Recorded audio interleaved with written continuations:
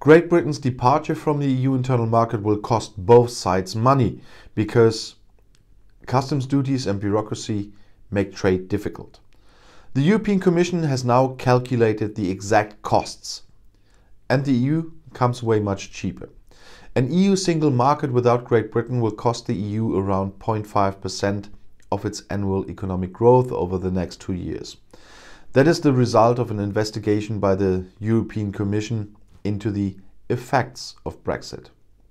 Now, 0.5% is not little, but the British are hit even harder. Their gross domestic product, the GDP, is even expected to grow 2.25% more slowly. Brexit would thus hit the island more than 4 times as hard as the rest of the EU. This calculation is based on the higher costs that companies and states now incur in trade between the EU and Great Britain. So far, as everywhere in the EU, a free trade agreement was in place. Both states mutually levied no customs duties on goods, there were no border controls, and the paperwork involved in trading was minimal. That changed with Britain's departure from the domestic market on January 1st.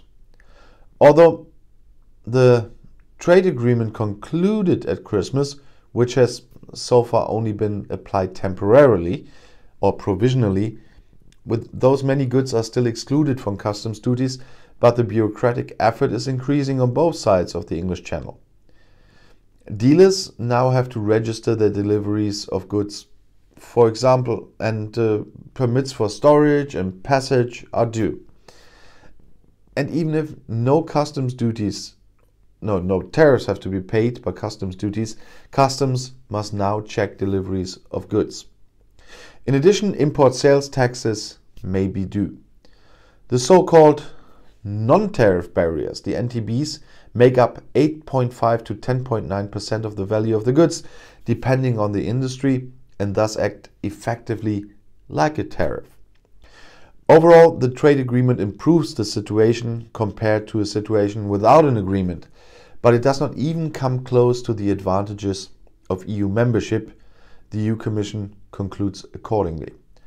The advantage offered by the agreement that was hastily knitted before the turn of the year can also be calculated, and compared to a no-deal scenario, the Commission estimates that the deal will reduce the negative impact by 1/3 for the EU and 1/4 for the UK.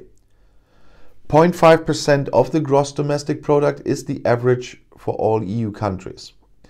The Commission has not specified this estimate any further. How much a country is affected by Brexit depends not only on the extent of trade with Great Britain, but also on the nature of the trade. Deliveries of goods become more expensive as a result of the exit than the exchange of services.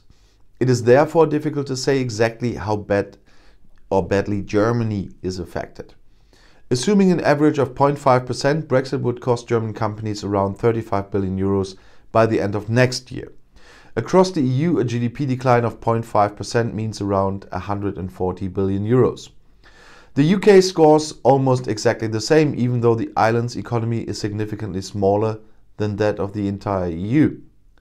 2.25% of GDP would account for around 110 billion euros by the end of 2022. On the basis of these data, the EU's trade agreement would save 70 billion euros and Germany the equivalent of 17.5 billion euros. The deal will reduce UK costs by around 37 billion euros.